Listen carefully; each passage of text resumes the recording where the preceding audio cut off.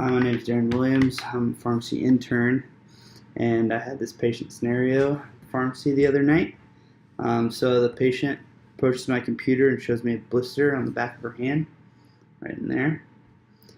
The blister is over 2 inches long and a ½ inch wide. She says that she bumped her hand on the oven rack when taking out the cookies. She is asking how to treat the burn. So we have a blister about 2 inches long, ½ inch wide, filled with serous fluid, and she asked me what to do about it. So here's what I have to determine first. Okay, just make sure you can see this. Whoop. Alright, so first we have to figure out if it is a first, second, or third degree burn.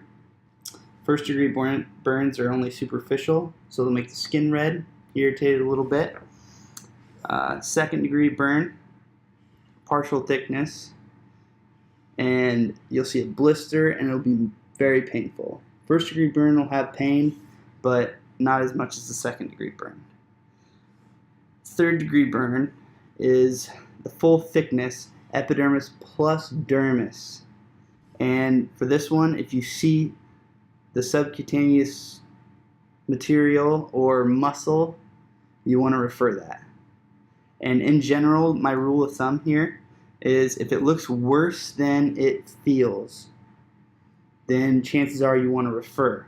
The reason for this is your nerves and stuff are located in the dermis. And since the dermis is gone because it's been burned through, the patient's not going to be as in much pain. So you want to refer that. Alright? And so this patient came in with a blister. So we know that it's a second degree burn. And over here, you see that it's filled with serous fluid. The rule of thumb here is you want to protect the blister as long as possible. This allows for the epidermis to start growing back. So the other reason for this is to protect from infection. See, it's completely enclosed by your epidermis, even though there's serous fluid in between. It's still not exposed to your skin normal flora, which you have mostly staph and strep normal flora on your skin. And these, if placed other than the skin, hence inside your body, they can become an infection. And you do not want an infection, therefore you do not want to rupture the blister. So, but once the blister ruptures, it becomes an abrasion.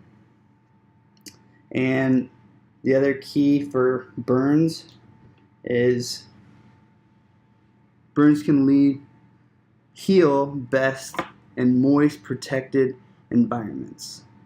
And the reason for this is you want, because once the dermis here would dry up, once it dries up, you have no circulation, so you have nothing to feed like the collagen and your body to like heal itself.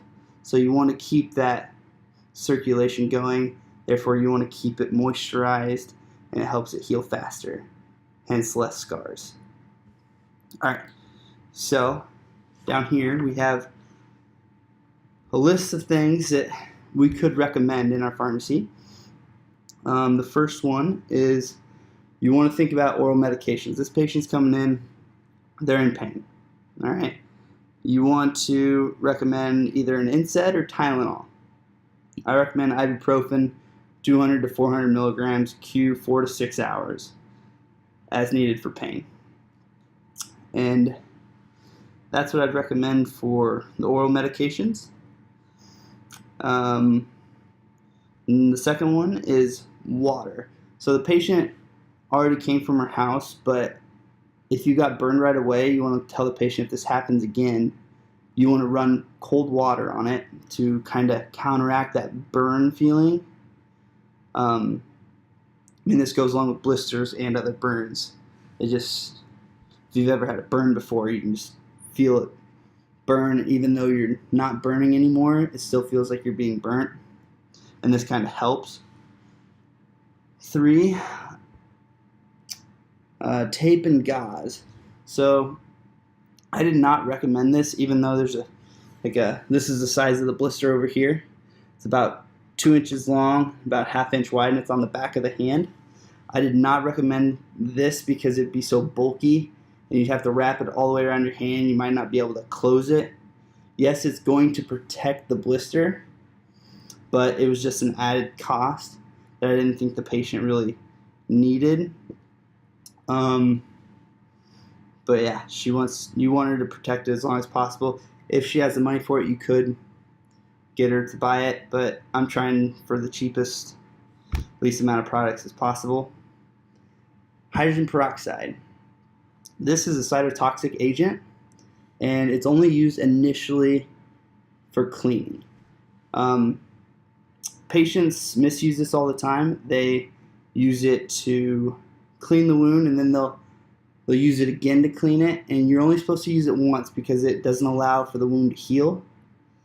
So make sure if the patient's going to use this, use it after the blister ruptures and becomes an abrasion, and you'd only use it initially. I wouldn't recommend it just because it's a second-degree burn and you have the dermis. It's not a real deep cut. So I would say if you have it in the medicine cabinet, you could probably use it the first time, but I wouldn't buy it here at the store.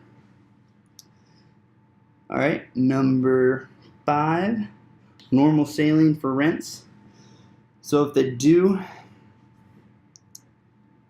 they're worried about irritation, normal saline could decrease the irritation instead of water. This is a burn. To me, this is a no-brainer. I would just use water because it's already going to burn in the first place, and a little bit of irritation is not going to be, I don't think the patient would actually tell the difference. So I would recommend water just because this is another added cost. Now we want to prevent an infection. So you have your triple antibiotic, and this one is Neosporin.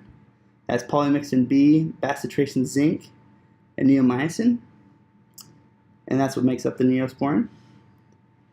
This is a great recommendation, but we're talking about a burn patient once again. So you want Neosporin plus pain relief. The difference is it still has the neomycin, still has the neomycin. I'll just tip that down a little bit,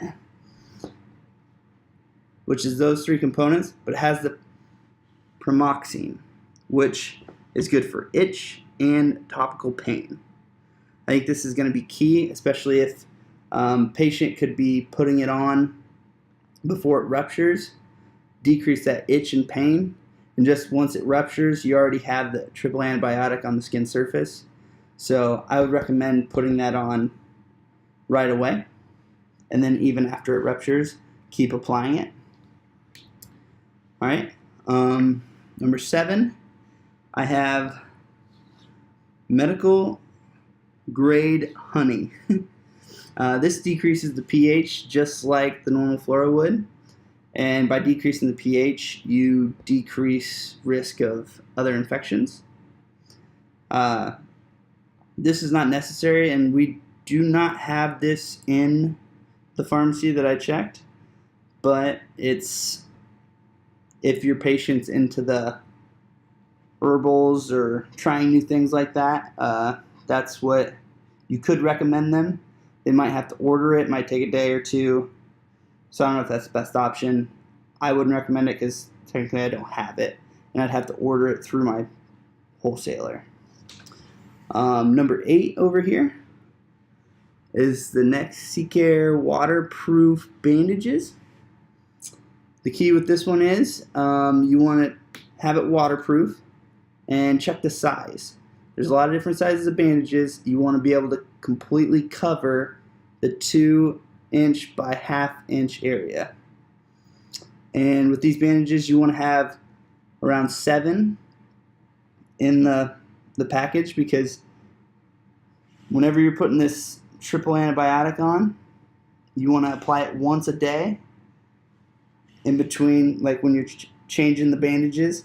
So you apply it after you clean it. So number 9 is the soap water for rinse in between the bandages. So first you're going to rinse it with soap and water, and then you're going to apply the triple antibiotic, and then you're going to apply the adhesive. Make sure that the adhesive is dry on the outside so you can actually stick it on there and then have that proper sealant. Yeah, that's the main. And just a little rundown, I would do NSAIDs. I would do the triple antibiotic, but that's plus pain. So the key word you're looking for here is pramoxine. And then I would also do these Nexi waterproof bandages.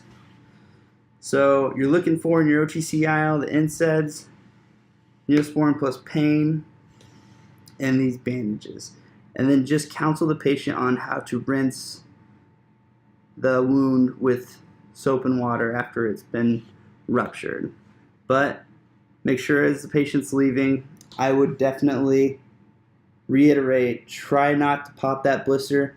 I know how hard it is to not pop a blister. I don't think I've ever had a blister for longer than 24 hours, but that's just me. This patient could be different.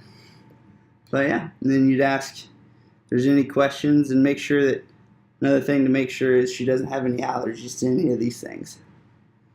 Alright, any questions? Thank you.